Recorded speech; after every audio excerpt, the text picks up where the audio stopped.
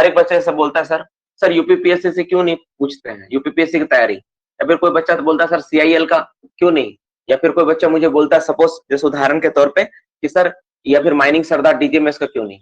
तुमको एक बात पता है, सुनने में आपको लगता है कि सब अलग है, लेकिन सबका सिलेबस ऑलमोस्ट ऑलमोस्ट 90% सेम होता है।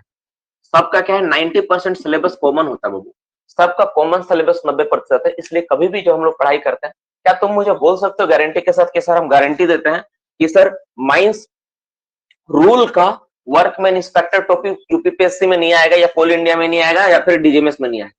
क्या कोई मुझे गारंटी दे सकता है इस बात का कि सर इंस्पेक्टर का कोई भी एग्जाम हो या कोई भी इंस्पेक्टर का भी एग्जाम दे रहे हो उसमें नहीं आएगा? आप WI सर पढ़ाए ना सर, मैं लिख के देता हूँ ये नहीं आएगा, ऐसा कोई बोल सकता है मुझे? सर आप टॉपिक जो पढ़ा है कोई भी नहीं आएगा, इसमें से कोई भी एक टॉपिक बता दो कि सर ये टॉपिक जो पढ़ा है ना इस एग्जाम में सर कभी नहीं आएगा, ऐसा बोला जा सकता है? कभी नहीं बोल पाओगे। इसका मतलब क्या है, जो भी आपको पढ़ाया गया वो सारा आपका सिलेबस का पार्ट है। तो सवाल ये आता है कि सर सिलेबस का तो पार्ट है, सिलेबस का पार्ट है, लेकिन जो समय कम बचा उसमें हम लोग क्या करें? तो समय कम बचा उसी के लिए क्लास रखा गया है कि जितना हम लोग से कवर हो पाएगा वो कवर। अब जैसे मान लो कि किसी को खाना बनाने में 20 मिनट का समय लगता है, तुम बोलोगे 10 मिनट में सर हमको बना के दीजिए, इज इट नॉट पॉसिबल। मैंने क्लास के समय एक ऑप्शन भी आप लोगों के सामने रखा था, जब एग्जाम नहीं था, डेट अनाउंस नहीं हुआ, तो मैंने कहा था आप लोगों से कि हम लोगों के पास ऑलरेडी एक बैच का पुराना क्लास का रिकॉर्डिंग है, अगर आप चाहते हो तो उसको परचेस कर सकते हो। उसमें पुराना वाला सारा चीज अवेलेबल है, सारा कंटेंट है, रूल्स के बारे में, वेंटिलेशन के बारे में, सपोर्ट माफ करना, rule ventilation support, mines act के बारे में, फायर डस्ट इनंडेशन सर्वे, जितना है सारा चीज के ऊपर है, मैंने समझाया। अब आप लोगों को लगा कि नहीं मुझे इसी में करना है, तो आप लोग इसी में ध्यान में रख के किए। कुछ बच्चा उसको परचेस किया है, 4-5 बच्चा उसको लिया है कि हाँ सर मुझे दे दीजिए, तो 4 बच्चा क्लास में, एक अनिल बोल के एक लड़का है वो लिया है, एक शायद शुभम बोल के है वो लिया है, तो 3-4 बच्चा लोग उसको लिया है कि सर हमको चाहिए क्योंकि हमको इस बार माइंस इंस्पेक्टर की तैयारी करनी है। खैर ठीक है, देखो मेरा तो काम है कि आपको जो भी उचित राय है मैं आपको दे दिया, अब आप अपना हिसाब से देख लो कि आपके लिए कौन बेहतर हो पा रहा है, आप उसको कर सकते हैं। चलो नेक्स्ट क्वेश्चन बात करते हैं, ठीक है। Most important chemical use in the self rescuer. Self rescuer जो हम लोग इस्तेमाल करते हैं ना सेल्फ रेस्क्यूअर में, लेकिन यूपीपीएससी का सिलेबस में बहुत कुछ है, थोड़ा तो क्लियर करवा दीजिए सर। रजनीश देखो, यूपीपीएससी सिलेबस ना ऐसा एक सिलेबस को डिजाइन किया गया है ना, उसमें आपको पूरा माइनिंग ही नहीं, पूरा आपका पूरा माइनिंग के साथ साथ ना हर एक चीज को डाल दिया है। 4 महीने का कोई सिलेबस उसको बोल सकता है कि हाँ सर 4 महीने का सिलेबस, कि सर 4 महीने में मेरा खत्म हो गया कहीं पर भी, इज इट पॉसिबल?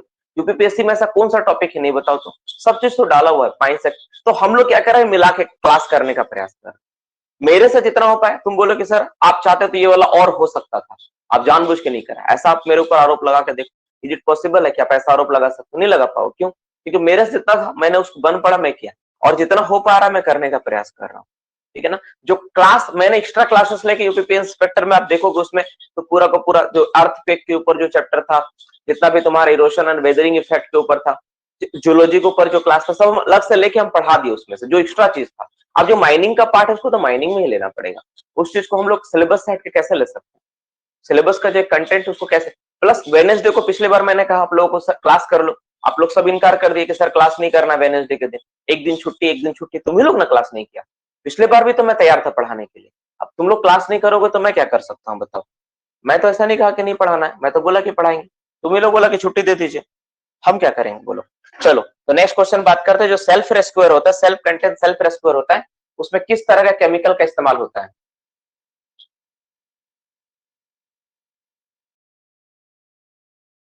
पूरा का पूरा वर्ल्ड डाल दिया, एकदम सही बोला कि पूरा माइनिंग का वर्ल्ड। देखो उतना स्ट्रेस मत लो, पूछेगा उतना ही जितना आप लोग क्लास में क्या पूछेगा उतना ही जो क्लास का मेन कोर्स का पार्ट है। स्ट्रेस लेके कभी भी एग्जाम में तैयारी नहीं। क्लास स्टार्ट करने से पहले मैं एक छोटा सा हिंट्स में जरूर देता हूँ, याद रखना डियर स्टूडेंट्स एक बात, क्लास एग्जाम जब देते हो ना तो एग्जाम में 2 कैटेगरी के लोग होते हैं, एग्जाम देने जाते हैं ना 2 कैटेगरी के लोग होते हैं, ठीक है। 2 तरह के लोग होते हैं, एक होता है पप्पू टाइप का लड़का, पप्पू पप्पू टाइप का लड़का होता है, ठीक है, और एक होता है सोनू टाइप का लड़का। 2 लड़का को उदाहरण देकर समझाता हूँ। पप्पू टाइप का जो लड़का है ना, उसमें क्या अंतर है, वो और वो तुम बता नहीं। पप्पू टाइप का लड़का है और एक सोनू टाइप का लड़का है, 2 तरह का लड़का होता है, ये सोनू टाइप का लड़का, पप्पू टाइप का लड़का है। ये लड़का एकदम बिंदास, ठीक है, जो सोनू है ना वो बिंदास है, कोई भी एग्जाम में आ रहा है, आएगा बनाएंगे, नहीं आएगा नहीं बनाएंगे। और पप्पू टाइप का लड़का ना एकदम पूरा पढ़कर एकदम पंडित विद्वान जैसा पढ़ कर गया है और एग्जाम हॉल के बाहर में बैठ के सोच रहा है अगर ये वाला आ गया नहीं बना पाए तो, अगर ये जो नहीं पढ़ा उसके बारे में सोच रहा है, और ये क्या सोच रहा है जितना आएगा उतना बना के आएगा। तो याद रखना, जो सोनू टाइप का लड़का है ना, जो भी एग्जाम तुम ले रहे हो ना, भले ही कम पढ़ कर गया है, लेकिन इसका परफॉर्मेंस जितना ही पढ़ कर गया, इसका परफॉर्मेंस हमेशा 5% प्लस ही मिलेगा। लेकिन जो पप्पू टाइप का लड़का है, इसका 5% हमेशा गिरा हुआ मिलेगा।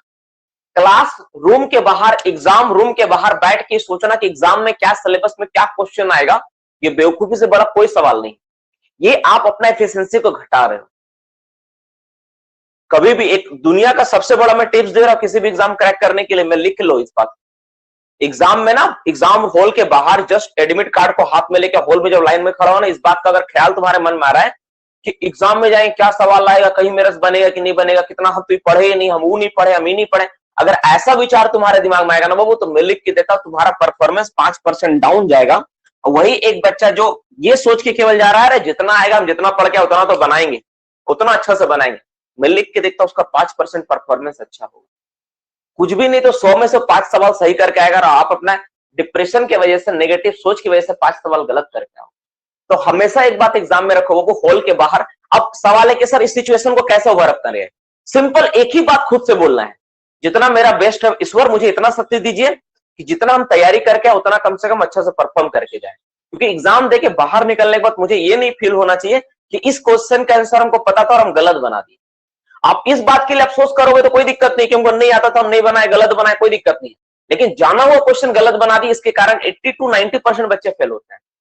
रिकॉर्ड है, एक रिकॉर्ड है, मैं लिख दे रहा हूं, एक रिकॉर्ड है। WCL, ECL, SSCL, MCL, NCL, कोई भी सब्सिडरी जाके चेक कर लो।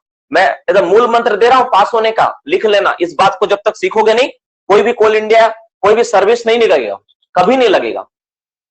यह है ना एकदम मूल मंत्र, एकदम बेसिक मंत्र है। बेसिक मंत्र क्या है कि सब 90% बच्चे ना इसलिए फेल होते हैं क्योंकि उनको क्वेश्चन का आंसर पता नहीं होता, ये नहीं है, बल्कि वो जाना हुआ क्वेश्चन का आंसर नहीं कर पाते। इवन आप में से भी बहुत सारा ऐसा बच्चा होगा जो क्लासरूम में बैठा हुआ, जो जाना हुआ क्वेश्चन का आंसर नहीं कर पाया होगा, वो गलत मार दिया होगा, इसके कारण उसका सिलेक्शन नहीं हुआ।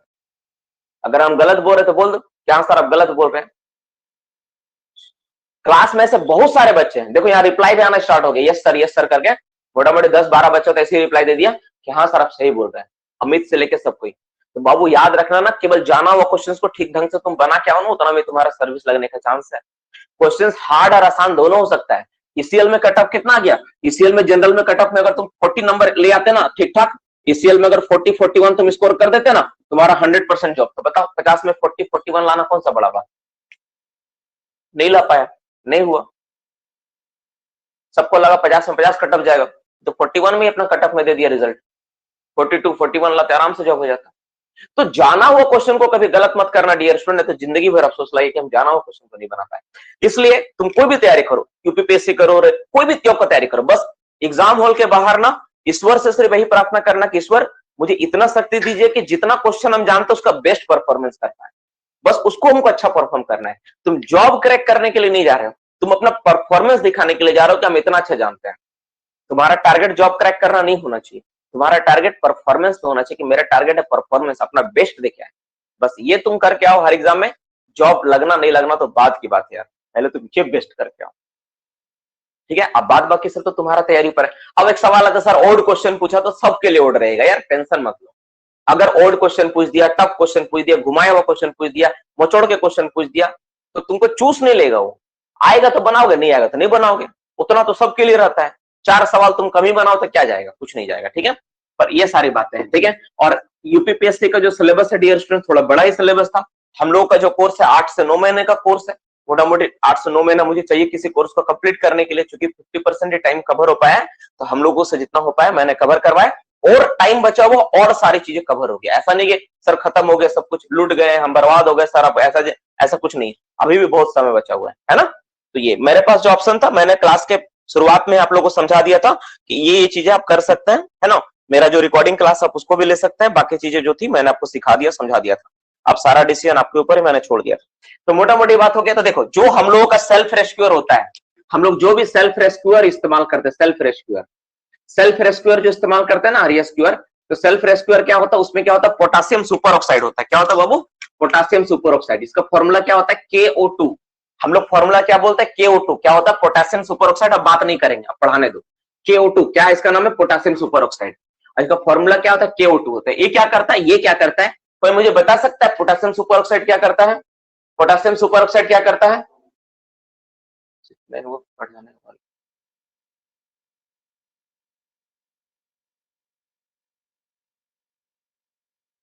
हाँ, लक एक फैक्टर मायने रखता है, ये बात में दम है। कोई भी एग्जाम करेक्ट करना लक मायने रखता है। ठीक है, क्या करता है ये, तो देखो ये क्या करता है ना, देखो ये क्या करता है, जितना ऑक्सीजन, जैसे क्या प्रिंसिपल क्या होता है, जैसे मान लो ये मेरा बैग होता है, मैंने इस पे बहुत अच्छा वीडियो बनाया है, आप जाके देख सकते हो रेस्क्यूअर पर। तो क्या होता है, उसमें एक ब्रीदिंग बैग होती है ना, ब्रीदिंग बैग में क्या होता है, ऑक्सीजन बनता है। वही ऑक्सीजन को क्या करते हैं हम लोग, एक पाइप के सहारे जुड़ा रहता है, और आदमी क्या करता है, अपना श्वसन के रूप में ऑक्सीजन को इनहेल करता है। तो जब हम लोग सांस लेते हैं, डियर स्टूडेंट, तुमको जानकर हैरत होगा, ये लोग सांस लेते तो ऑक्सीजन कितना परसेंट होता है अबाउट, तो हम लोग एयर से जब सांस लोगे ना, तो ऑक्सीजन 20.98% लगभग होता है। ये प्लेस टू प्लेस वेरी करता है, तो 20.98% होता है। ठीक है, एज अ वॉल्यूम परसेंट। तो अब हम लोग जैसे मान लो, अब हम लोग सांस के रूप में जब छोड़ते हैं ना, तो उसमें भी ऑक्सीजन लगभग 19% होता है। लगभग कितना परसेंट ऑक्सीजन छोड़ते हैं, 19% के आसपास ऑक्सीजन को रिलीज करते हैं। जो गैस हम लोग छोड़ते हैं उसमें 19%, जैसे हम लोग सांस ले रहे हैं, सांस लिए सांस छोड़े, तो ऐसा नहीं कि सारा ऑक्सीजन कंज्यूम हो गया, अब सिर्फ कार्बन डाइऑक्साइड निकल रहा है, ऐसा नहीं, उसमें ऑक्सीजन है। तो ऑक्सीजन कितना, 19% के आसपास। तो 3-3.5% ऑक्सीजन क्या होता है, कंज्यूम होता है। कितना परसेंट ऑक्सीजन कंज्यूम होता है, 3-3.5। तो वही 3.5% ऑक्सीजन ना पोटेशियम सुपर ऑक्साइड क्या करती है, टूट कर ऑक्सीजन सप्लाई करती है। ठीक है, क्या करती है, ऑक्सीजन बनाती है। तो ऑक्सीजन जो रिलीज होता है क्या करता है, पोटेशियम सुपर ऑक्साइड से रिलीज होता है। तो ये जो सेल्फ रेस्क्यूअर होता है। अच्छा एक बात बताओ, कौन सा डिग्री का खदान में, ठीक है, सेल्फ रेस्क्यूअर बिना ले जाए चलेगा? किस डिग्री का खदान में सेल्फ रेस्क्यूअर बिना ले जाए चल सकता है? कौन सा डिग्री का खदान है बिना सेल्फ रेस्क्यूअर का काम कर सकते हैं हम लोग? क्या जवाब होगा इसका? वेरी गुड, क्या जवाब दिया तुम लोग? चलो इसका आंसर होगा कोई भी नहीं। इसका जवाब क्या होगा, डिग्री 1 मानने वाला बच्चा सब सुधर जाओ। पहले डिग्री 1 था, अब क्या बोला, अब डिग्री 1 हो, डिग्री 2 हो, डिग्री 3 हो, किसी भी अंडरग्राउंड माइंस में बिना सेल्फ रेस्क्यूअर पहने कोई व्यक्ति नहीं जाएगा। सबको सेल्फ रेस्क्यूअर देना है। तुम बोलोगे सर पीडीपीटी ट्रेनिंग वालों को भी देना होगा। जो भी जहां जाए सबको अंडरग्राउंड अगर वो जा रहा है तो उसके पास सेल्फ रेस्क्यूअर होना चाहिए। अगर कोई विजिट के उद्देश्य से जा रहा है तो भी सेल्फ रेस्क्यूअर होना चाहिए। अब डिग्री 1 माइंस में क्या होता है, कुछ लोग इसको नजरअंदाज करते हैं, अरे डिग्री 1 है कभी कुछ हुआ नहीं, तो अलग मैटर है, लेकिन सबको देने का नियम है, नियम में सबको आता है। ठीक है, नेक्स्ट है टेस्टिंग ऑफ वाइंडिंग रोप। अगर वाइंडिंग रोप होता है उसका टेस्ट करना होता है। जो वाइंडिंग रोप होता है उसका टेस्ट करना होता है। वाइंडिंग रोप का क्या होता है, वो टेस्ट होता है। तो जो वाइंडिंग रोप का टेस्ट होता है, तो उसको वाइंडिंग रोप का टेस्ट ना 2 स्टेज पे करते हैं। ठीक है, 2 तरह से करते हैं। एक होता है ए नंबर, इसमें पॉइंट क्या है, at a speed of 1 metre per second. एक टेस्ट क्या होता है, एक रस्सा को क्या करते हैं हम लोग 1 मीटर प्रति सेकंड के रफ्तार से टेस्ट करते हैं। मतलब जैसे रस्सा को टेस्ट करना तो थोड़ी ना रस्सा जाके हम लोग बत्ती बार के देखेंगे, रस्सा को धीरे धीरे लोअर करेंगे, केज को धीरे धीरे लोअर करेंगे, उसके बाद हम लोग चेक करेंगे कि किस तरह से क्या क्या रस्सा में क्या क्या त्रुटि है नहीं है, बारीकी से देखेंगे। तो जो टेस्टिंग होगा क्या होगा, 1 मीटर पर सेकंड के रफ्तार से होगा। ये कब जांच करेंगे हम लोग, तो ये जांच होता है एवरी, क्या कोई मुझे बता सकता है कितना अंतराल पे जांच होता है? कुछ बच्चा का जवाब है वाइंडिंग रोप का जो जांच होता है कितना अंतराल पे होता है? वेरी गुड, कितना आता है ये? 7 डेज। एवरी कितना होता है, एवरी 7 दिन में एक बार करके जांच होता है। तो रस्सा की स्पीड क्या है, कितना 1 मीटर पर सेकंड के रफ्तार से जा रहा है, उसका क्या होता है, एवरी 7 दिन में जांच होता है। और वही एक और जांच होता है जिसका स्पीड होता है, जिसमें रखते हैं हम लोग 0.5 मीटर पर सेकंड, यानी इसका आधा स्पीड में, यानी रस्सा क्या होगा, धीरे धीरे नीचे की ओर लोअर होगा। ठीक है, अरे अरे बालक, ठीक है, तो क्या होता है, रस्सा जो होता है धीरे धीरे क्या करेंगे हम लोग, इसको लोअर करेंगे, कितना स्पीड से, तो 0.5 मीटर पर सेकंड। तो इसका जो जांच होगा डियर स्टूडेंट्स कितना हो जाएगा, इसका जो जांच करेंगे एवरी मंथ, एवरी 30 डेज में एक बार, 30 दिन में एक बार करके होगा इसका जांच जो होगा, 30 डेज में होगा, वंस इन एवरी क्या होगा, 30 डेज होगा। अरे यार खेलो ना, मैं हाथ फंसा ले रहा हूँ, लेट्स खेलो। एवरी क्या होगा, 30 डेज होगा, इसका क्या हो जाएगा, 30 डेज होगा। ठीक है, तो ये 2 तरह का चीज हो गया, आप लोग देख लो यहाँ पे 2 तरह का चीजें, 2 तरह का जांच होता है। अब हम लोग कुछ और सवाल पे बात करेंगे हम लोगों का। ठीक है, चलो नेक्स्ट क्वेश्चन में बात करेंगे। अच्छा कोई मुझे बता सकता है कि सॉलिड ब्लास्टिंग के केस में फेस से कितना मीटर तक वाटर स्प्रे करना होता है, जल्दी से। सॉलिड ब्लास्टिंग के केस में कितना होता है, सॉलिड ब्लास्टिंग केस में देखो इसमें 2 जवाब है बाबू। रस्सा अगर 1 मीटर पर सेकंड के रफ्तार से जांच करेंगे तो 7 दिन में होगा, और 0.5 मीटर के रफ्तार से अगर रस्सा नीचे जाते हुए चेक करेंगे तो हर 30 दिन में एक बार करके जांच करना होगा, 30 डेज में एक बार करके जांच होगा। हारो मत, ठीक है ना, जीवन में कभी हारो मत। जो चीज के लिए तैयारी कर रहे हो उस तैयारी को और फोकस करके बढ़ाओ, उसमें और कंसंट्रेशन बढ़ाओ। हारना मत, लड़ने सीखो। जितना टाइम मिला, जितना मौका मिला, उसमें पूरा जी जान से लड़ने के लिए सीखो कि हमको लड़ना, उसको आगे बढ़ाना अपने आप को, ठीक है। ये सारी चीजें, ठीक है। चलो नेक्स्ट क्वेश्चन में बात करेंगे, रिपोर्टेबल एक्सीडेंट, ठीक है। रिपोर्टेबल एक्सीडेंट,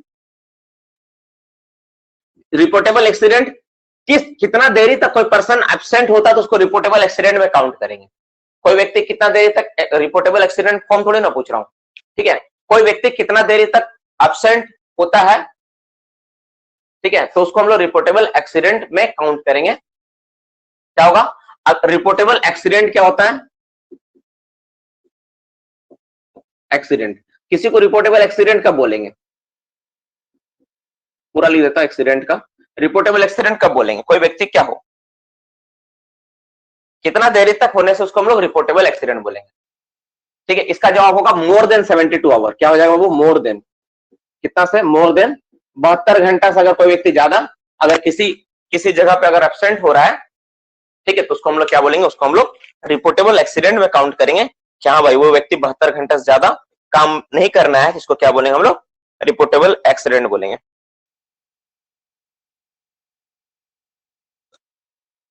इंडिया में लॉन्ग वॉल का कौन सा मेथड, ठीक है, इंडिया में लॉन्ग वॉल का कौन सा मेथड को सबसे ज्यादा जगह मिला है, सबसे ज्यादा लॉन्ग वॉल का कौन सा मेथड को ज्यादा जगह मिला है, क्या होगा इसका जवाब, क्या होगा इसका जवाब, वेरी गुड, क्या होगा इसका, रिट्रीटिंग मेथड जो है, रिट्रीटिंग मेथड को इंडिया में सबसे ज्यादा जगह मिला है। लॉन्ग वॉल का कौन सा मेथड, रिट्रीटिंग मेथड, ठीक है।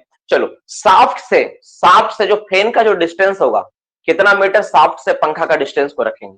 जो पंखा हम लोग बैठाते हैं, पंखा जो बिठाया जाता है, मेम भी बिठाया जाता है, उस शाफ्ट से कितना मीटर का दूरी पर बिठाया जाता है, वेरी गुड, कितना मीटर दूरी, 10 मीटर, कम से कम 10 मीटर का दूरी होना चाहिए। जो एडजॉइनिंग गैलरी होता है, एडजॉइनिंग गैलरी, कितना मीटर के अंदर दो गैलरी आने पर उसको हम लोग एडजॉइनिंग गैलरी बोलेंगे। कितना मीटर के अंदर दो गैलरी आए तो उसको हम लोग एडजॉइनिंग गैलरी बोलेंगे। क्या हो जाएगा इसका जवाब, कितना मीटर के अंदर आने पर हम लोग इसको एडजॉइनिंग गैलरी बोलते हैं। इसका क्या होगा, विद इन 9 मीटर, 9 मीटर के अंदर अगर दो गैलरी को आ जाती है तो उसको हम लोग क्या बोलते हैं, एडजॉइनिंग गैलरी बोलते हैं, एडजॉइनिंग गैलरी बोला जाता है, ठीक है। माइंस के रेडियस में, पेरीमीटर में, ठीक है, एक्सप्लोसिव वैन का मैक्सिमम स्पीड कितना होगा, ठीक है, कितना होगा, माइंस के पेरीमीटर में, माइंस के रेडियस में जो एक्सप्लोसिव वैन हम लोग इस्तेमाल करते हैं उसका मैक्सिमम स्पीड कितना होगा, तो 25 kilometre per hour speed maximum होगा, उससे ज्यादा नहीं होना चाहिए। जो हम लोग पिलर को छोड़ते हैं, ठीक है, ओपन कास्ट माइंस में पिलर मेजरमेंट के लिए, डेप्थ मेजरमेंट के लिए जो इंसिटू पिलर छोड़ा जाता है, उस पिलर का मैक्सिमम हाइट कितना हो सकता है, उस पिलर का मैक्सिमम हाइट, इंसिटू पिलर जो छोड़ा जाता है, मैनुअल ओपन कास्ट वर्किंग का पार्ट है, उसका मैक्सिमम हाइट कितना हो सकता है, तो कितना होता है, 2.5 मीटर होता है, 2.5 मीटर से ज्यादा नहीं होना चाहिए।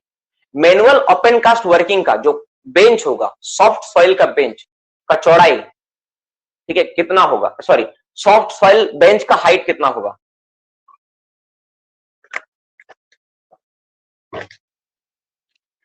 कितना होगा, क्या ये मोर देन है, लेस देन है, या अप टू है, क्या है, not more than 1.5 metre, 1.5 metre से अधिक नहीं, नॉट मोर देन 1.5 मीटर से अधिक नहीं होगा, 1.5 मीटर से ज्यादा नहीं हो सकता है, 1.5 मीटर ज्यादा नहीं होगा।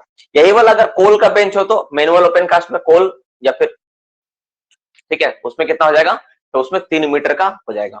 आप मुझे बता सकते हो कि इसमें बेंच का एंगल का मान कितना दिया हुआ है, बेंच का एंगल का मान कितना दिया बाबू, बेंच का एंगल का मान कितना है, तो 45 डिग्री एंगल से ज्यादा नहीं होना चाहिए, बेंच का एंगल का मान कितना है, 45 डिग्री के तक होना चाहिए।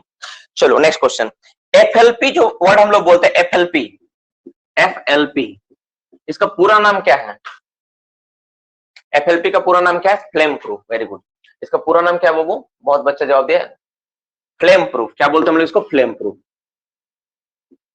Flame proof, flame proof. इसके साथ इनक्लोजर अगर लगाए तो क्या हो जाएगा, इनक्लोजर आ जाएगा, फिर फ्लेम प्रूफ, इनक्लोजर या एपैरेटस, ठीक है। क्या बोलते हैं हम लोग एफएलपी को, फ्लेम प्रूफ, क्लोजर बोलो या एपैरेटस बोलो। जो कोल होता है, कोल किस टाइप का रॉक में काउंट करेंगे, कोयला को जो काउंट करते हैं हम लोग, किस तरह का रॉक है कोयला, कोल किस तरह का रॉक है, वेरी गुड, किस तरह का कोयला रॉक है भाई, तो कोल क्या है,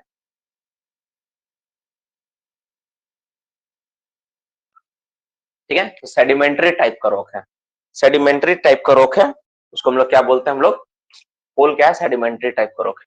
अच्छा एक बात, ऐसा कौन सा जूलॉजिकल डिस्टरबेंस है जिसमें क्या होता है, जो मेरा सिम जो होता है ना डिसलोकेट हो जाता है, अपना स्थान से हट जाता है, अपना स्थान से कोई सिम हट गया, इस चीज को क्या कहते हैं, ये क्या है, इसको क्या कहेंगे, इसको हम लोग क्या कहते हैं, इसको कहते हैं फॉल्ट। क्या बोलते हैं हम लोग, फॉल्ट। फॉल्ट क्या कहते हैं हम लोग, फॉल्ट बोलते हैं। फोल्ड का मतलब होता है क्या, चट्टान का मुड़ जाना, वो फोल्ड कहलाता है ना। इसमें एंटीक्लाइन सिंक्लाइन दो टर्म आता है, जैसे इसको बोलते हैं एंटीक्लाइन, इसको बोलते हैं सिंक्लाइन। लेकिन ये जो तुम देख रहे हो फॉल्ट, फॉल्ट मतलब जो चट्टान है अपना स्थान से क्या हो गया, डिसलोकेट हो गया, अपने स्थान से हट गया है, उसको हम लोग क्या बोलते हैं, फॉल्ट बोलते हैं। ठीक है, नेक्स्ट क्वेश्चन।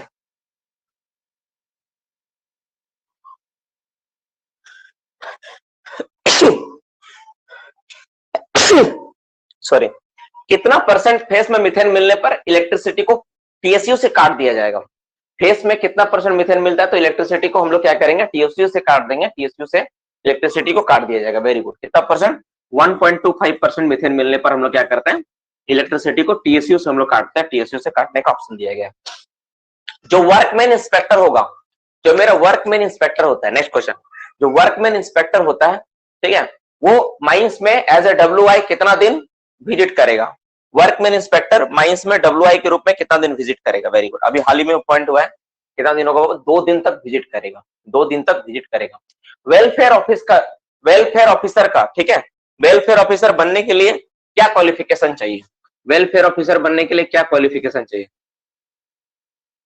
क्या क्वालिफिकेशन चाहिए। ठीक है, तो वेलफेयर ऑफिसर बनने के लिए किसी को क्या होना चाहिए, नंबर, बी नंबर 2 तरह का है, 2 होना चाहिए। तो किसी के पास क्या होना चाहिए भाई, एक यूनिवर्सिटी डिग्री होना चाहिए उसके पास, यूनिवर्सिटी का डिग्री एक होना चाहिए, और डिप्लोमा, और डिप्लोमा और क्या, डिप्लोमा और डिग्री किसमें होना चाहिए, सोशल साइंस में होना चाहिए। ठीक है, तो वो वेलफेयर ऑफिसर ग्रुप में अपने आप को ये कर सकता है, नियुक्त कर सकता है। ठीक है, एक यूनिवर्सिटी डिग्री होना चाहिए एंड क्या होना चाहिए, डिप्लोमा या डिग्री सोशल साइंस में हो, तो वो वेलफेयर के रूप में खुद को इस्तेमाल ये कर सकता है। Next question, open cast mines में सबसे बड़ा मशीन कौन सा है, जो ओपन कास्ट माइंस में इस्तेमाल होता है सबसे बड़ा। वेरी गुड, कौन सा है, बकेट व्हील एक्सकैवेटर। ये जो बकेट व्हील एक्सकैवेटर मशीन के बारे में नाम बताए, ये बकेट व्हील एक्सकैवेटर मशीन जो है मेरा, है ना, इसमें केबल जो इस्तेमाल होता है, कितना लंबा केबल इस्तेमाल होता है, कितना लंबा केबल। आज आप लोगों का जो सिलेबस है ना यूपीपीएससी माइंस इंस्पेक्टर वाला, मैं फिर आज देख रहा था, पूरा को पूरा सिलेबस में देख रहा था, इसमें ऐसा कुछ नहीं है ना जो छोड़ दिया है। आप 10 क्लास माफ करना, आप जितना मतलब 1 क्लास से लेके जितना पढ़ के आए हो ना, सारा चीज पूछा है। तुम देखो इसमें हिस्ट्री ऑफ इंडिया, अब हिस्ट्री ऑफ इंडिया में क्या नहीं है बोलो, सब चीज तो आ ही गया। Indian national movement, Indian politics, economic, culture, agriculture, commerce, trade, ठीक है, geography, Indian geography, natural resource, current national international important events, logic, क्या इसमें बच क्या रहा है। अगर तुम सिर्फ इसका जनरल स्टडी का सिलेबस तुम देखो ना यूपीपीएससी में, तो बच क्या रहा है। एक्चुअली ये सच में यूपीएससी जो होता है ना, यूपीएससी उसी का एग्जाम का पूरा सिलेबस है ये। और आप अगर माइनिंग का देखोगे ना, तो इसमें ऐसा कोई शब्द नहीं लगता है कि जो माइनिंग में आप पूरा डिप्लोमा का 3 साल में भी उससे ज्यादा है, डिप्लोमा का 3 साल से भी ज्यादा है। कुछ कुछ चीज तो ऐसा लिखा हुआ है जो आप डिप्लोमा में भी नहीं पढ़े हो, है ना, कुछ चीज ऐसा इसमें दिया हुआ है जो डिप्लोमा में भी आपको पढ़ने का मौका नहीं मिला है, जो आप यहाँ पे हमको सुनने का मिलता है। तो बाबू इसमें ना आप देखोगे ना तो मॉडल, लेकिन बाबू देखो एक बात मैं समझा देता हूँ, देखो आप एक बात को अच्छे से समझो। देखो आप लोगों का मैंने यहाँ पर माइन जियोलॉजी का पार्ट जो था लगभग हो गया है, पेट्रोलॉजी में डीप स्ट्राइक फॉल्ट जॉइंट्स वगैरह कुछ तो मैं समझा दिया हूँ। Origin of coal, economic geology में ओरिजिन ऑफ कोल के बारे में, कोल का स्पेसिफिकेशन के बारे में, ये सब क्लास में हो चुका है ना। माइन सर्वेइंग का पार्ट छूटा हुआ है, इधर में आ जाओ तुम, ट्रांसपोर्टेशन का पार्ट छूटा हुआ है, हीट एंड ह्यूमिडिटी मैंने पढ़ा दिया, वेटेबल ड्राइबल टेम्परेचर क्या होता है सब सीख चुके आप। माइन इन्वायरमेंट में इसमें आपका तुम्हारा क्या है, माइंस का पॉल्यूशन से रिलेटेड है, ये नहीं हुआ है, ठीक है ना। लेकिन अंडरग्राउंड में तुम देखोगे तो माइंस गैसेस हो गया, फ्लेम के बारे में जान चुके हो, अंडरग्राउंड माइंस फायर नहीं हुआ है। आपके बाद नेचुरल वेंटिलेशन पढ़ चुके हो, एक्सियल फ्लो फैन, ये सब फैन उनके बारे में जान चुके हो, है ना, लॉज वगैरह तुमको पता है। तो ये सारा चीज आपको पढ़ाया जा चुका है। देखो इसमें नीचे देखोगे ना, लेजिस्लेशन एंड सेफ्टी में सब दिया हुआ है, mine legislation that is mines act, mines rules, coal mines regulation, ठीक है, वर्कमैन कंपनसेशन एक्ट, ठीक है, mine safety, accident in mines and their prevention, occupational disease, इसमें क्या बच रहा है? मतलब अगर तुम पूरा सिलेबस देखो तो इसमें क्या छूट रहा है बताओ कि हाँ सर ये चीज देखिए नहीं लिखा हुआ है। इसमें तो ऑल ओवर पूरा माइनिंग का जितना है ना सारा चीज जोड़ दिया। कोल इंडिया में भी इतना सिलेबस नहीं होता जितना इसमें दिया हुआ है ना। तो मोटा मोटी इसमें सब चीज को आपको जोड़ा गया है।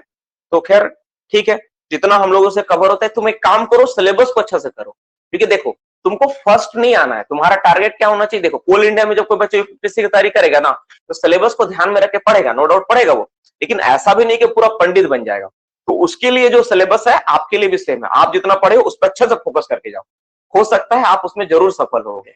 जितना मैंने पढ़ा उसको अच्छे से फोकस करके जाओ। हाँ 2-3 महीना और टाइम मिलेगा मुझे पढ़ाने के लिए। इस एग्जाम का डेट अनाउंस हुआ है क्या? कितना अनाउंस हुआ है क्या? 18 दिसंबर डेट आया ना, 18 दिसंबर का डेट अनाउंस हुआ है। जो एग्जाम का डेट जैसे हम लोग का 18 दिसंबर है, तो 18 दिसंबर में तुम देखोगे तो अभी से पूरा का पूरा 2 महीना का समय है, नवंबर दिसंबर, क्योंकि 19 तारीख आज है तो 2 महीना मतलब 60 दिन होता है। 60 दिन को टाइम कम टाइम नहीं है, बहुत सिलेबस कवर हो जाएगा। घबराना मत, घबराना मत, एकदम स्ट्रेस मत लेना। 2 महीना टाइम है ना, बहुत सिलेबस खत्म हो जाएगा, बहुत चीज खत्म हो जाएगा। तुम सिर्फ जो जितना अच्छा से उसको पढ़ो, और जो अलग से पार्ट है जैसे तुम्हारा क्या है, वो जैसे तुम्हारा हिस्ट्री ज्योग्राफी वाला जो है ना, वो सब तुम अपना पढ़ते रहो। विलोम शब्द, तुम्हारा पर्यायवाची शब्द है, तत्सम तद्भव है, विशेषण वगैरह है, पर्यायवाची, ये सब तुम अपने से पढ़ने का प्रयास करो। बाद बाकी जो हम लोगों से होगा मैं कवर अप करवाने का प्रयास करूंगा। सिलेबस का एक बहुत बड़ा पार्ट हम लोग खत्म किए, वो पार्ट हर एक एग्जाम के लिए इंपॉर्टेंट है। इस एग्जाम के लिए भी इंपॉर्टेंट है, तुमको भले यहाँ पे नहीं दिख रहा हो लेकिन क्वेश्चन में तुमको जरूर दिखेगा उससे रिलेटेड सवाल, ठीक है, इसलिए घबराना मत, ठीक है। कॉन्फिडेंस के लिए उस सारी चीजों को अच्छा से पढ़ना जरूरी है बाबू, जो तुम अभी तक पढ़े हो। और बाकी जो सिलेबस का पार्ट है हम लोग तो कवर अप कर ही रहे हैं और करेंगे। तो पहला हो गया। तो रिपोर्टेबल इंजरी के, अच्छा रिपोर्टेबल इंजरी में क्या लिखे थे? 72 आवर और मोर दोनों होगा। अगर कोई 72 आवर होता है और मोर दोनों में रिपोर्टेबल इंजरी में काउंट करते हैं हम लोग, ये होता है। अच्छा माइनर इंजरी, कोई मुझे बता सकता है माइनर जो होता है, माइनर जो इंजरी हम लोग बोलते हैं माइनर इंजरी, माइनर इंजरी किसमें होता है? माइनर इंजरी कितना से देरी को हम डिफाइन करेंगे, माइनर इंजरी क्या होगा? तो अगर कोई व्यक्ति, ठीक है, मोर देन, या मोर देन होगा, मोर देन 24 आवर, क्या लिखेंगे बाबू? More than 24 hour, more than 24 घंटा से ज्यादा, ठीक है। लेकिन ठीक है, टू 72 आवर, आवर टू कितना होगा? 72, 72 घंटा तक के एब्सेंट को हम लोग क्या बोलते हैं? 72 आवर तक के एब्सेंट को हम लोग क्या बोलते हैं? ये माइनर इंजरी का जो रिपोर्ट होता है किसमें जाता है? हाँ लेस देन होगा, लेस देन 72 आवर के रिपोर्ट को हम लोग किस में भेजते हैं, किस फॉर्म में भेजते हैं? माइनर इंजरी वाला किसमें भेजा जाता है? फॉर्म के में भेजते हैं, ठीक है। क्या मुझे बता सकता है इसका रिटर्न भेजना होता है, किस डेट में इसका रिटर्न जाता है, किस फॉर्म में, किस डेट में रिपोर्ट जाता है, रिटर्न किस डेट में जाता है सारा? वेरी गुड, दिस ऑन और बिफोर 20 जनवरी। इसका जो रिपोर्ट होगा ना, इसका जो रिपोर्ट जाएगा ना 20 जनवरी या उससे पहले इसका रिपोर्ट को बना के भेजना होता है। मार्क करके हम लोग क्या करते हैं, इसको भेजते हैं 20 जनवरी से हम लोग पहले भेजते हैं, ठीक है।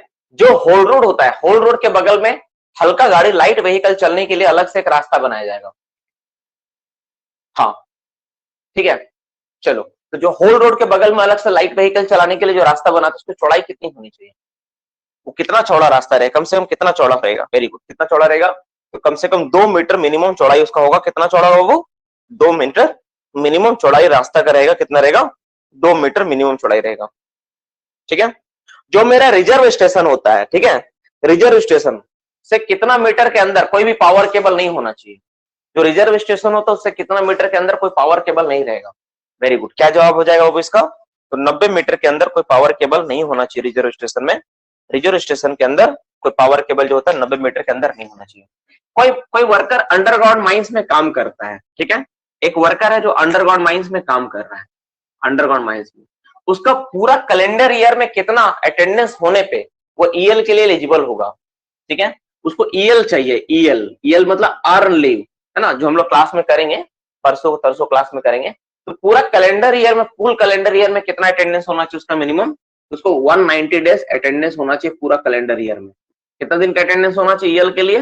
तो 190 डेज का अटेंडेंस होना चाहिए, तब जाके उसको ईएल मिलेगा, ठीक है। और यही अगर ओपन कास्ट में बात करेंगे, अगर ओपन कास्ट में बात करेंगे उस व्यक्ति का, तो ईएल लेने के लिए उसको कितना अटेंडेंस होना चाहिए ओपन कास्ट में? तो मिनिमम 240 दिन का हाजिरी होना चाहिए। अगर वो 240 दिन अगर उसका हाजिरी है तब वह ईएल लेने के लिए एलिजिबल होगा, तब उसको ईएल मिल सकता है, नहीं तो नहीं मिलेगा।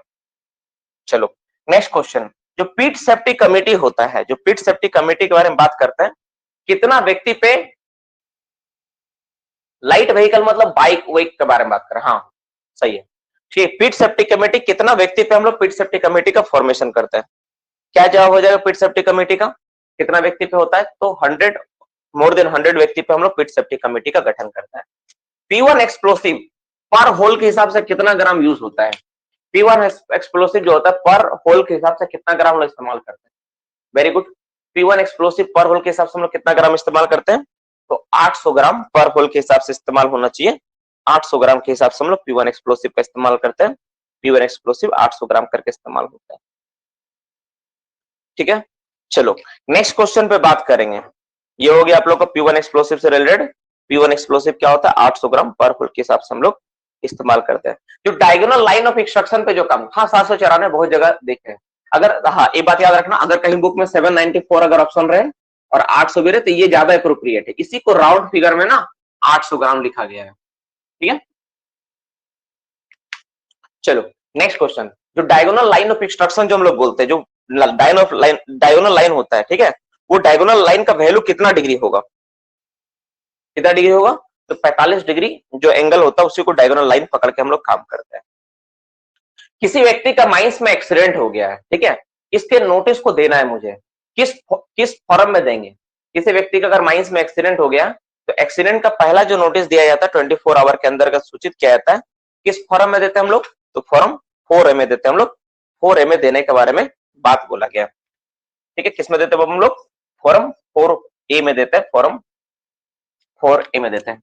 AVA जो होता है, AVA कोई भी AVA में दिया गया वोल्टेज सप्लाई कितना वोल्ट का होता है, AVA ऑडियो विजुअल अलार्म में जो वोल्टेज होता है कितना वोल्ट होता है, ठीक है। कोई भी AVA में जो वोल्टेज सप्लाई दिया जाता है, ठीक है, कितना वोल्टेज सप्लाई दिया जाता है, ठीक है, कितना वोल्टेज सप्लाई होता है, 30 वोल्ट मैक्सिमम होना चाहिए, लेकिन हम लोग जो सप्लाई देके चलाते हैं, जो माइंस में चलता है 12 वोल्ट पे रन करता है, 12 वोल्ट होता है, ठीक है। रिमोट कंट्रोल सर्किट जितना भी याद रखना, रिमोट कंट्रोल सर्किट जो भी है, जैसे यहां तुम बटन दबाओगे वहां बजेगा, वो सब 30 वोल्ट, मैक्सिमम 30 वोल्ट से ज्यादा नहीं होना चाहिए, ठीक है। मैक्सिमम कितना, 30 वोल्ट से ज्यादा नहीं होना चाहिए। अच्छा नेक्स्ट क्वेश्चन में बात करेंगे, डिग्री 3 माइंस में, ठीक है, डिग्री 3 माइंस में FLP का इस्तेमाल करना है। FLP का इस्तेमाल क्या करना है, डिग्री 3 माइंस, FLP का यूज बता रहे, ठीक है। डिग्री 3 माइंस में बात करते हैं, डिग्री 3 माइंस में फेस से कितना मीटर दूरी तक FLP होना चाहिए, फेस से कितना मीटर दूरी तक FLP होना चाहिए, ठीक है। देखो सबका सब रिटर्न में रहेगा, मेन रिटर्न में सबका रहेगा वो मेन रिटर्न, ठीक है। मेन रिटर्न में देना होगा प्लस, फेस से कितना मीटर, फेस से 270 मीटर, कितना होगा, फेस से 270 मीटर। कौन सा, थर्ड डिग्री का मैं बात किया। अगर सेकेंड डिग्री है तब कितना मीटर हो जाएगा, मेन रिटर्न में रहेगा, और फेस से कितना मीटर हो जाएगा, वेरी गुड, इसमें कितना होगा, फेस से कितना होगा, 90 मीटर, ठीक है। और तीसरा, अगर डिग्री 1 मेरा है, डिग्री क्या है मेरा बाबू, डिग्री 1 है, तो सिर्फ मेन रिटर्न में देना होगा, सिर्फ रिटर्न में दीजिए, मेन रिटर्न माफ करो, सिर्फ रिटर्न लिखो, रिटर्न एयर में देना पड़ेगा, डिस्ट्रिक्ट रिटर्न में देना पड़ेगा, ऑल रिटर्न रोडवे में देना पड़ेगा, सभी में, मतलब जहां पर रिटर्न रहेगा ना वहां पर आपको FLP इनक्लोजर इस्तेमाल करना पड़ेगा, इसमें इनटेक तरफ FLP देने की जरूरत नहीं है।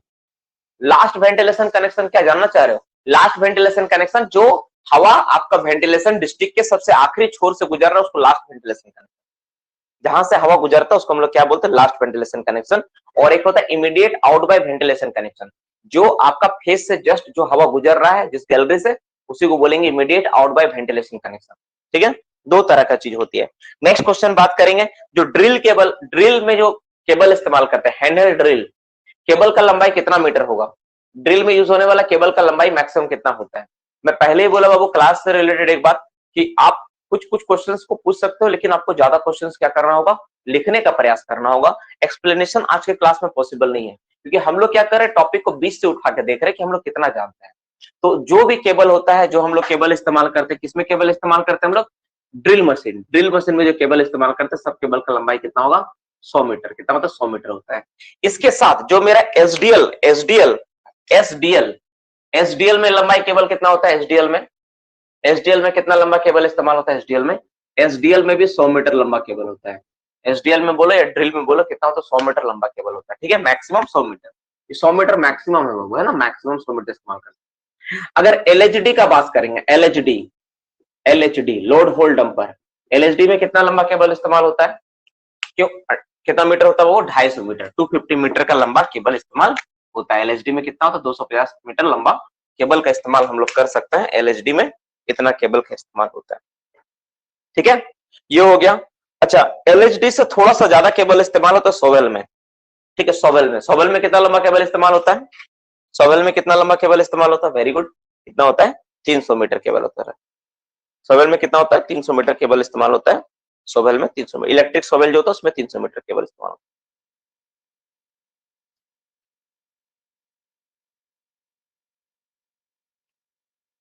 चलो, इसके बाद हम लोग और आते हैं, हम लोग अपना और टॉपिक पे आते हैं। कोई भी प्लेस, ठीक है, कोई भी प्लेस को नेचुरली वेटेड, ड्रैग लाइन में 600 मीटर, वेरी गुड। कोई भी प्लेस को हम लोग नेचुरली वेटेड बोलेंगे। क्या बोलेंगे बाबू? नेचुरली वेटेड, यानी नेचुरली भीगा हुआ। तो उसमें वाटर बाय वेट कितना परसेंट होना चाहिए? नेचुरली वेटेड बोलने के लिए जो पानी जो होगा बाय वेट कितना परसेंट पानी होने पर उस प्लेस को नेचुरली वेटेड बोला जाएगा। वेरी गुड, कितना परसेंट बोलेंगे? अगर किसी भी प्लेस में जो पानी है, ठीक है, कितना परसेंट है, अगर उस जगह पे पानी अगर वेट करेंगे हम लोग तो 30% बाई वेट अगर वाटर निकल रहा है, 30% बाई वेट, याद रखना वेट के हिसाब से पानी अगर निकलता है तो हम लोग क्या बोलेंगे? उसको नेचुरली वेटेड बोलेंगे, नेचुरली वेटेड प्लेस बोला जाएगा। ठीक है, उसको हम लोग क्या बोलेंगे? नेचुरली वेटेड प्लेस बोलेंगे। तो ये थोड़ा ध्यान में रखिएगा आप लोग, ये होना चाहिए। ठीक है, नेक्स्ट क्वेश्चन पे।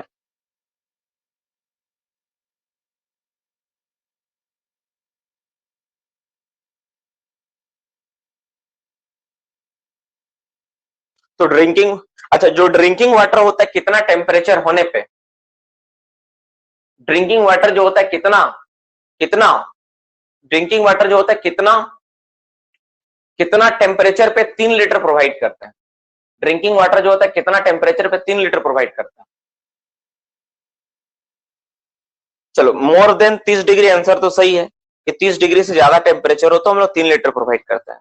लेकिन जो 30 डिग्री ज्यादा लिखे हो, कौन सा टेम्परेचर, कौन सा टेम्परेचर के बारे में बात किया जा रहा है? किस टेम्परेचर के बारे में बोला जा रहा है ना? किस टेम्परेचर के बारे में बोला जा रहा है? तो वेट बल्ब टेम्परेचर के बारे में बोला जा रहा है। वेट बल्ब टेम्परेचर 30 डिग्री ज्यादा नहीं होना चाहिए। एक केज में, कोई भी केज में, ठीक है, केज, किसी भी केज में, ठीक है, फ्लोर, फ्लोर में कितना स्पेस होना चाहिए? फ्लोर में कितना स्पेस होना चाहिए पर मैन के हिसाब से? कितना स्पेस रहना चाहिए कोई भी केज में पर मैन के हिसाब से? फ्लोर में कितना जगह होना चाहिए? तो 0.2 स्क्वायर मीटर पर पर्सन के हिसाब से स्पेस होना चाहिए। ठीक है, 0.2 स्क्वायर मीटर पर पर्सन के हिसाब जगह होना चाहिए। वही अगर हम लोग बात करते हैं फर्स्ट रूम में, फर्स्ट रूम में कितना होता है? फर्स्ट एड रूम में कितना जगह होता है वो? फर्स्ट रूम में, फर्स्ट रूम में क्या होता है? 10 मीटर स्क्वायर होता है, 10 स्क्वायर मीटर होता है। ठीक है, और रेस्ट शेल्टर में अगर बात करेंगे तो कितना होता है? ठीक है, शेल्टर, रेस्ट शेल्टर में अगर बात करेंगे तो कितना होगा? रेस्ट शेल्टर में, रेस्ट शेल्टर में कितना होता है? तो कितना होता है रेस्ट शेल्टर में? कितना होता है रेस्ट शेल्टर में? 14 स्क्वायर मीटर का स्पेस होना चाहिए। रेस्ट शेल्टर में सच में एक बात, उसमें थोड़ा सा एक जगह आप लोग चेंज कर लेना रेस्ट शेल्टर से रिलेटेड, अभी अचानक याद आया। ठीक है, वो जो आप लिखे हो ना 25 व्यक्ति और 50 व्यक्ति, तो 50 व्यक्ति के केस में 50%, ऐसे इसको हम लोग अलग से भी क्लास में करेंगे। 50% जो है ना वो केवल at nearest of the loading point in OCP होगा। ठीक है, 50% जो है ना लोडिंग पॉइंट जो लिखे हो ना वहां पे होगा ओपन कास्ट में। ठीक है, लोडिंग पॉइंट ओपन कास्ट में होगा। ठीक है, और 25% जो बात बोला है ना 25% में, तो दोनों पॉइंट होगा, एक आपका वर्कशॉप भी होगा, वर्कशॉप में होगा, ठीक है, एंड साथ ही साथ कहां पर होगा? Workshop and mine entrance. 25% में दोनों जगह बोला है माइन एंट्रांस। उसमें ना कॉमा एक दिया हुआ है, कॉमा देखने में थोड़ा सा मिस्टेक हुआ। ठीक है, वो कॉमा एंड का जिक्र किया, कॉमा छूट गया ना, इसीलिए वो गलत हो गया। वर्कशॉप और माइन एंट्रांस में 25% पे होगा, लेकिन माइन एंट्रांस पे अगर मान लो कैंटीन है तो बनाने का जरूरत नहीं पड़ता है, ऐसा होगा। ठीक है, चलो ये हो गया। ठीक है, अब हम लोग बात करते हैं टेलीफोन। अगर मान लो हमको ट्रेवलिंग रास्ता में टेलीफोन देना है तो ट्रेवलिंग कितना मीटर के अंतराल पे ट्रेवलिंग रास्ते में दिया जाता है? क्या जवाब होगा बाबू? ट्रेवलिंग कितना मीटर के अंतराल पे हम लोग टेलीफोन का व्यवस्था करते हैं? तो 300 मीटर। क्या हो जाएगा? 300 मीटर। 300 मीटर के अंतराल पे क्या होता है? टेलीफोन हम लोग व्यवस्था करते हैं 300 मीटर के अंतराल पे होता है। और इसमें एक सवाल और आता है, जब 300 मीटर आया तो यहाँ पे कि सर फर्स्ट एड स्टेशन में क्या होगा, ठीक है ना। तो अभी जो फर्स्ट एड स्टेशन में आप लिख के रखे उसको वही रहने दो, इस पे थोड़ा चर्चा करेंगे हम और भी अपना सीनियर लोगों से पूछेंगे कि इसमें क्या होना चाहिए, देखते हैं उन लोगों का क्या राय निकलता है, फिर मैं आपको इस पे बात करूंगा। लेकिन फर्स्ट एड में 300 मीटर का फिगर तो है। चलो नेक्स्ट पे बात करेंगे, अभी उसको रहने देना, ठीक है। कितना डिग्री से ज्यादा इंक्लिनेशन होने पे, ठीक है, स्टेप्स और लेडर प्रोवाइड किया जाता है। किसी भी रास्ते में कितना डिग्री से ज्यादा इंक्लिनेशन होने पे स्टेप्स और लेडर प्रोवाइड करते हैं। इसका आंसर लगभग सभी का गलत हो रहा है। कितना डिग्री से ज्यादा इंक्लिनेशन होने पे स्टेप और लेडर प्रोवाइड करना पड़ेगा। अगर किसी रास्ते के इंक्लिनेशन, ठीक है, इंक्लिनेशन, ठीक है, इंक्लिनेशन देखना, याद रखना, इंक्लिनेशन, ठीक है, इंक्लिनेशन अगर मान लो, अच्छा, नोट्स 2.1 का एक पार्ट है, इसको तुम लिखना चाहते हो तो लिख सकते हो। नोट्स 2.1 में एक पार्ट है, मैं भी लिखवा देता हूँ, ठीक है, किस केस में क्या होता है, ठीक है। नोट्स 2.1 बहुत दिन से मैंने पढ़ाया नहीं, नोट्स 2.1 मैं पढ़ाना भूल ही गया लग रहा मुझे, सॉरी फॉर दैट। तो नोट्स 2.1 में पार्ट में क्या करते हैं, इंक्लिनेशन, और उसमें क्या क्या प्रोवाइड करना उसके लिखते, ठीक है। एक हेडिंग लिख लो, इंक्लिनेशन, इंक्लिनेशन, ठीक है, और उसमें क्या क्या प्रोवाइड करना है, इंक्लिनेशन के साथ हम लोग क्या क्या प्रोवाइड करेंगे, ठीक है, प्रोवाइड करेंगे। चलो, तो इंक्लिनेशन अगर मान लो किसी भी रास्ते में, अगर देखो ध्यान से देखना, अगर किसी रास्ते की इंक्लिनेशन, ठीक है, more than 30 degree to 45 degree तक है, कितना है, 30 डिग्री से ज्यादा और 45 डिग्री तक है, तो उस केस में हम लोग क्या प्रोवाइड करेंगे, हमको प्रोवाइड करना पड़ेगा स्टेप और लेडर, सीढ़ी या स्टेप्स का प्रोवाइड करना पड़ेगा ताकि व्यक्ति आना जाना उसके सहारे कर सके। ए नंबर। पॉइंट नंबर बी, अगर किसी रास्ते के इंक्लिनेशन, बी नंबर पॉइंट, अगर किसी रास्ते की इंक्लिनेशन मोर देन 45 डिग्री है, तो कितना 60 डिग्री है, तो हम लोग उस केस में क्या करेंगे, हम लोग लेडर देंगे, ladder with hand rail, step देंगे, स्टेप या लेडर जो वो रहेगा, एंड हैंड रेल रहेगा, hand rail, HAND, hand rail. Hand rail क्या होता है, देखो जब तुम कभी सीढ़ी उड़ी में चलते हो ना, तो बगल में देखना एक पकड़ने के लिए होता है ऐसा, जैसे एक सीढ़ी बनाओ, मान लो मेरा सीढ़ी ऐसा करके, तो यहाँ पे तुम देखोगे ना ऐसा करके लोहा लगाया है जो पकड़ के तुम चढ़ोगे, तो इसको बोलते हैं हैंड रेल। तो हैंड रेल, इसमें क्या देना है, इसमें केवल सीढ़ी देना है, इसमें सिर्फ सीढ़ी बना दो, इसमें तुम क्या करो, सिर्फ सीढ़ी बना के छोड़ दो, ठीक है। और इसमें क्या करो, सीढ़ी बनाओ और साथ में क्या करो, सीढ़ी के साथ क्या करो भाई, हैंड रेल भी दो, इस तरह से साथ में हैंड रेल, हाथ पकड़ने वाला व्यवस्था करना। दो हो गया।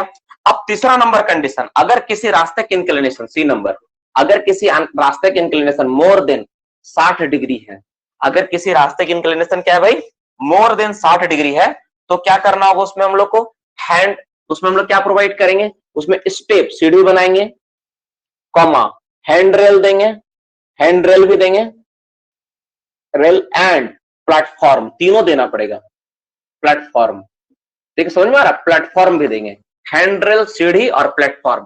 प्लेटफॉर्म क्या होता है, प्लेटफॉर्म क्या होता है, जो प्लेटफॉर्म प्रोवाइड करेंगे ना, प्लेटफॉर्म एट, ठीक है, प्लेटफॉर्म, ठीक है, लिखे, platform shall not more than 10 metre apart. जो प्लेटफॉर्म होगा ना, APART, अपार्ट, देखो इसको लिख लो आप लोग ध्यान से, जो प्लेटफॉर्म होगा, प्लेटफॉर्म क्या होता है मैं समझा देता हूँ। जैसे देखना होगा स्कूल कॉलेज, जब तुम जाते हो ना, कॉलेज वाले स्कूल वगैरह कभी जाते हो तो तुम क्या देखते हो कि सीढ़ी बना हुआ है, इस तरह सीढ़ी बना हुआ है, सीढ़ी इस तरह तुम्हारा कॉलेज स्कूल में सीढ़ी बना होता है, और सीढ़ी बनने के बाद थोड़ा सा लंबा इस तरह बनाया है खाली जगह, फिर यहाँ से सीढ़ी ऐसा बना हुआ है, ऐसा, इसको बोलता है प्लेटफॉर्म। जो बीच वाला स्पेस है ना, सीढ़ी के बीच में थोड़ा स्पेस दे दिया लंबा करके ताकि वहां को खड़ा रह पाए, फिर सीढ़ी बनाया, फिर स्पेस, इसको बोला जाता है प्लेटफॉर्म। तो प्लेटफॉर्म भी देना पड़ेगा। ये जो प्लेटफॉर्म होगा कितना मीटर की दूरी पर होगा, तो 10 मीटर के अंतराल के अंदर होना चाहिए। ऐसा नहीं कि पूरा ऊपर में जाए लास्ट में को प्लेटफॉर्म बना दे, छोड़ नहीं चलेगा। हर 10-10 मीटर पे क्या करना पड़ेगा, तो प्लेटफॉर्म प्रोवाइड करना पड़ेगा। 10 मीटर के अंदर ही प्लेटफॉर्म होना चाहिए, ठीक है। प्लेटफॉर्म क्या होना चाहिए, 10-10 मीटर के अंतराल पे होना चाहिए, ठीक है। और इसका भी ना एक जांच का रिपोर्ट होता है, आपको पता होना चाहिए कि जो आप लिखे हो ना इसका जांच होता है। ये जो पूरा का पूरा सेटअप का ना जो एग्जामिन जो होता है ना, एग्जामिन किसका, ये जो तुम ट्रैवलिंग रोडवे का पार्ट है ना, TR का पार्ट है, ट्रैवलिंग रोडवे का पार्ट है। तो ट्रैवलिंग रोडवे का एग्जामिन कब होता है, इसका एग्जामिन कब करते हैं हम लोग, इसका जो एग्जामिन होता है कब होता है, मुझे बता सकता है, वंस इन कितना डेज होता है travelling roadway examine, very good, once in 7 days. क्या होता है बाबू? Once in 7 days. हर 7 दिन में एक बार करके हम लोग ट्रैवलिंग रास्ता का एग्जामिन करते हैं। टीआर का एग्जामिन जो होता है हर 7 दिन में एक बार करके करते हैं, ये होता है। ठीक है, इसके साथ और भी बहुत सारा बात है, इसमें लिखा हुआ बहुत कुछ है, हम लोग उसको अपना क्लास में कवर अप करेंगे, है ना। कि सीढ़ी का हाइट क्या होगा, विड्थ क्या होगा, बहुत कुछ है, उसको हम लोग अपना क्लास में हम लोग करेंगे, उसके बारे में जानेंगे।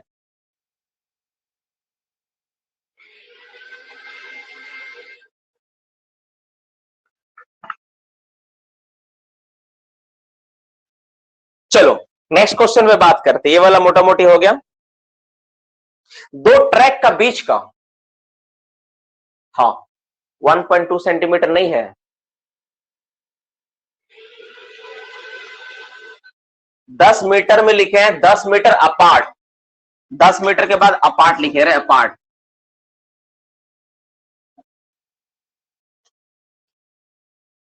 दो, हाँ एक ही ट्रैक का, सिंगल ट्रैक का दो लाइन का बीच का दूरी कितना होता है, ये वाला डिस्टेंस कितना होता है, तो 0.6 मीटर होता है। Very good. लेकिन दो ट्रैक का बीच का दूरी कितना होगा, हम दो ट्रैक बोले ना, दो ट्रैक का बीच का न्यूनतम दूरी कितना होना चाहिए, दो ट्रैक का बीच का न्यूनतम दूरी कितना होता है वो 1 मीटर। कम से कम 1 मीटर दूरी पे हम लोग, दो ट्रैक का बीच का दूरी हम लोग 1 मीटर हम लोग रखते हैं, 1 मीटर होना चाहिए।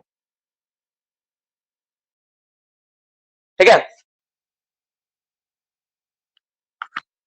जो मेरा सीओ डिटेक्टर होता है, सीओ डिटेक्टर, उसका जो जांच होता है, सीओ डिटेक्टर कैलिब्रेशन, माफ करना कैलिब्रेशन, कितने अंतराल पे कैलिब्रेशन करवाया जाएगा, सीओ डिटेक्टर कैलिब्रेशन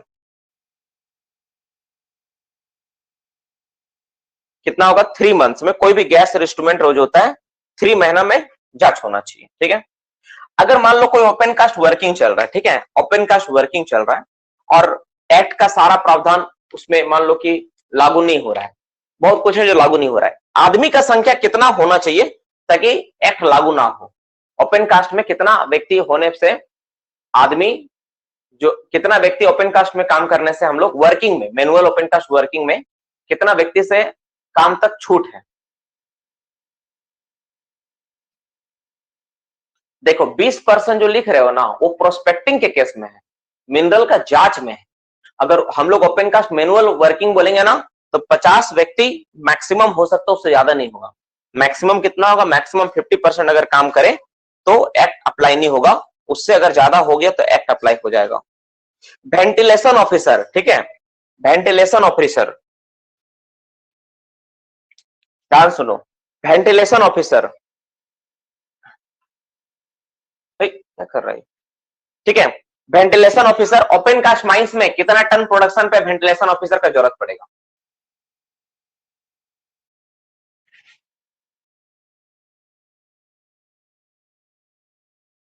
एक बच्चा मार दिया 5,000। अरे ओपन कास्ट माइंस बोले थे, तुमको पूरा सुनना चाहिए। चलो ठीक है, डिग्री 1 माइंस है, ठीक है, डिप्लोमा वाला वेंटिलेशन ऑफिसर के रूप में काम कर सकता है। ठीक है, कितना टन प्रोडक्शन होने पे, डिग्री वाला भी, डिप्लोमा वाला भी वेंटिलेशन ऑफिसर का काम कर सकता है।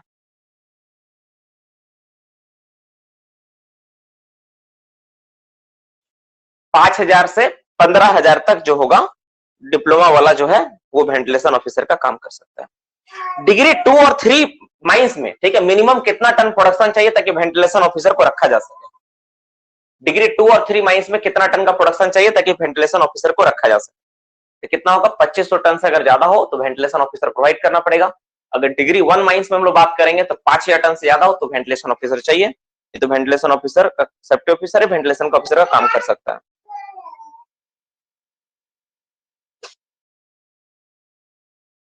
जो इंट्रिंसिकली सेफ एपरेटस होता है, ठीक है, उसका जो वोल्टेज होता है, ठीक है, वोल्टेज, इंट्रिंसिकली सेफ एपरेटस का जो वोल्टेज होता है वो कितना वोल्ट डीसी होगा, कितना वोल्ट डीसी, डीसी कितना वोल्ट, अरे पूरा बात सुनो, ये नहीं है डीसी। अगर जब बात करें तो डीसी के साथ डीसी वाला जवाब देना पड़ेगा। डीसी और एसी वोल्टेज कितना होना चाहिए इंट्रिंसिकली सेफ एपरेटस में, याद रखना, जो इंट्रिंसिकली सेफ एपरेटस होता है, जो डीसी वोल्टेज से बात करें हम लोग 24 वोल्ट डीसी होता है, और एसी का बात करेंगे तो क्या होगा, 15 वोल्ट एसी, 15 वोल्ट एसी होना चाहिए, इससे ज्यादा नहीं होना चाहिए, तो वो इंट्रिंसिकली सेफ में काम आएगा वो काउंटिंग। और साथ ही साथ जो करंट होगा, करंट, करंट कितना होगा, करंट कितना होगा, करंट, करंट कितना होगा, वो करंट कितना होगा, करंट 30, क्या लिख रहा है यार? करंट कितना एम्पियर होगा? करंट कितना एम्पियर? ज्यादा नहीं होना चाहिए। 1.5 एम्पियर, कोई 1 एम्पियर। अरे पल देख के किसी का आंसर मार रहा है कि अपने दम पे मार रहा है यार? लिमिटिंग करंट कितना दिया हुआ है? 1 एम्पियर। करंट जो है 1 एम्पियर ज्यादा नहीं होना चाहिए, ठीक है? करंट कितना है? करंट का 1 एम्पियर है। 1 एम्पियर से ज्यादा करंट नहीं होना चाहिए, ठीक है? हाँ, तो इसीलिए देख रहे हैं तो मारे जा रहा, मारे जा रहा, मारे जा रहा, ठीक। कोई भी आंसर बोलते धड़ाधड़, तुम भी दिले हैं, अपना भी दिमाग लगाओ, किसी का बात सुन के काहे बना रहा?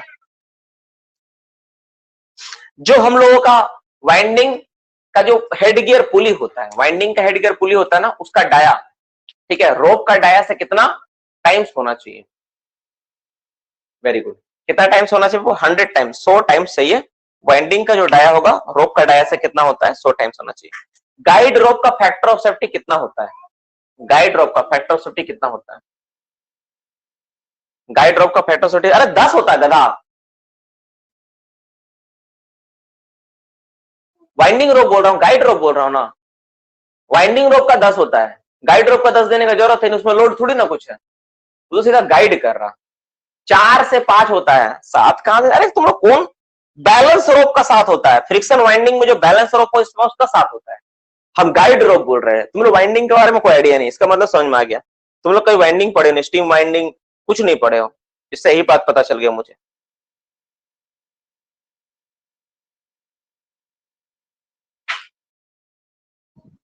चलो, सब समझ में आ गया, तुम लोग कुछ नहीं पढ़ा है।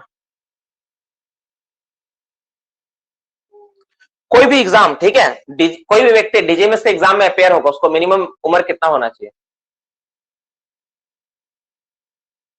कितना साल होना चाहिए उसको उम्र? कम से कम 20 साल होना चाहिए। डीजीएमएस एग्जाम के लिए 20 साल होना चाहिए। मैनेजर बनने के लिए कितना साल उम्र होना चाहिए? 23 साल होना चाहिए।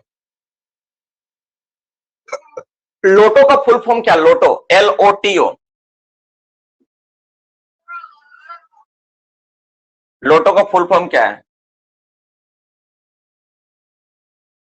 इसका फुल फॉर्म क्या होता है? Lock out tag out. क्या होता है बाबू? लॉक आउट टैग आउट, ठीक है? लॉक आउट टैग, ये ना सेफ्टी डिवाइस एक तरह का, एक सेफ्टी डिवाइस का एक सिस्टम है,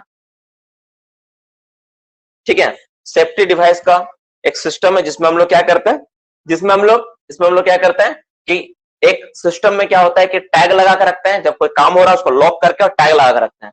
जब काम खत्म होता है तो लॉक को हटाते हैं और टैग को फिर हटाते हैं, इसीलिए इसका नाम दिया गया लॉक आउट टैग आउट। कभी पढ़ाएंगे, इस पर चर्चा करेंगे, सेफ्टी डिवाइस में आएगा। साउंड का वार्निंग लिमिट कितना होता है? Tag out, out, OUT out है। साउंड का वार्निंग लिमिट कितना होता है यार? 85 डेसिबल होता है, ठीक है? ऑडिबल साउंड 85 डेसिबल होता है। मनुष्य का कान का सुनने का सीमा क्या होती है? मनुष्य के कान का सुनने का सीमा क्या होता है? कितना सीमा का मनुष्य का साउंड को सुन सकता है? कितना फ्रीक्वेंसी को सुन सकता है? 20 से 20,000 फ्रीक्वेंसी को सुन सकता है। ये कल क्लास कहीं हम क्वेश्चन इसको देखे थे हाल फिलहाल, तो ग्रुप में हम ही लोग ग्रुप में शायद आया था। अच्छा, तुम लोग ना, हम लोग ग्रुप से जुड़ा है ना टेलीग्राम वाला में, जुड़ के रहना भाई, इधर उधर मत बिखर जाना, उसमें सवाल उवाल आते रहता, देखते रहना, बहुत कुछ सीखने का मौका मिलेगा। नॉलेज के लिए देखो, वो एक बात मैं बता दे रहा हूं, नॉलेज के लिए ना जुनून होना चाहिए। नॉलेज के लिए कभी भी एक बात याद रखना जीवन में, नॉलेज के लिए ना कभी ऐसा नहीं कि सर हम फीस देंगे तो ही पढ़ेंगे। इतनी ईमानदारी नॉलेज के लिए मत बनना कभी। हम फीस दे रहा ना तो ही सर हम क्लास करेंगे, नहीं तो नहीं पढ़ेंगे। फ्री में भी अगर कहीं नॉलेज मिलेगा ना, उसको गेन करने का प्रयास करना, अगर तुमको जॉब चाहिए तो।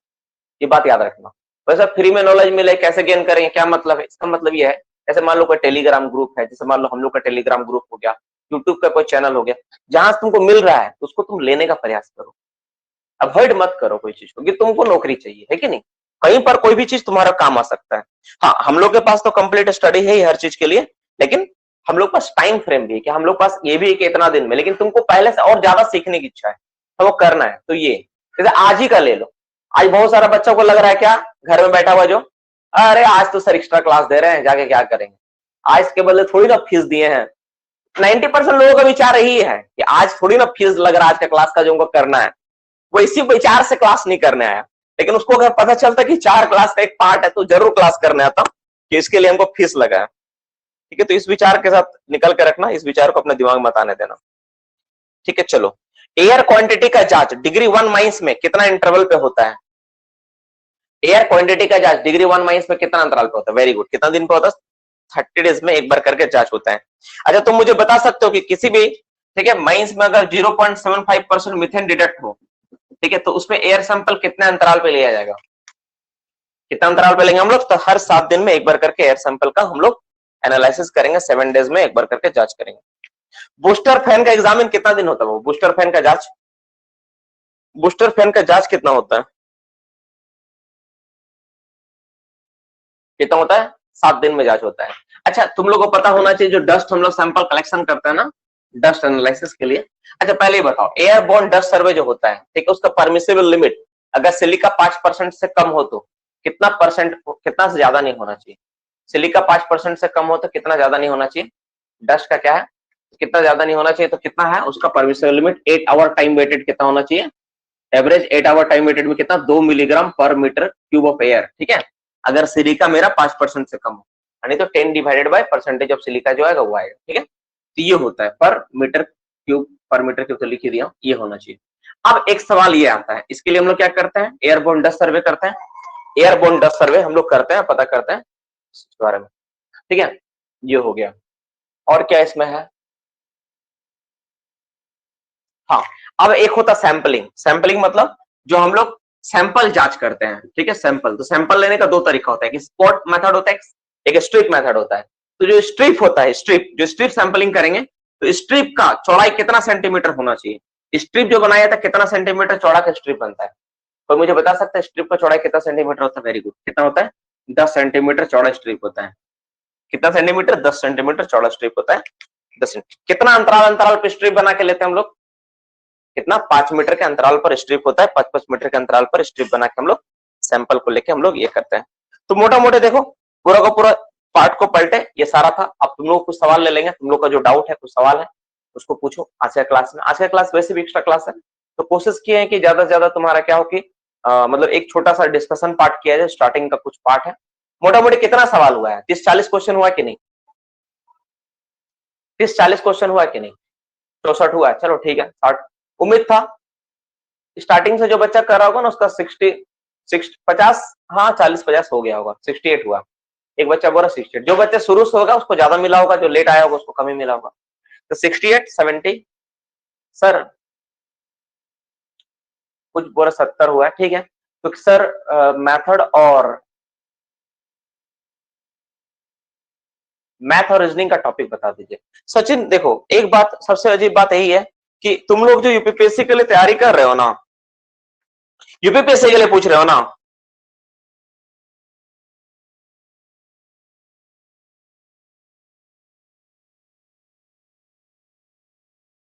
एक सवाल उसका आया है, रुको, एक सवाल आया है, माइनिंग सरदार हॉलेज रोड में आने जाने के लिए ऑथराइज पर्सन नहीं है।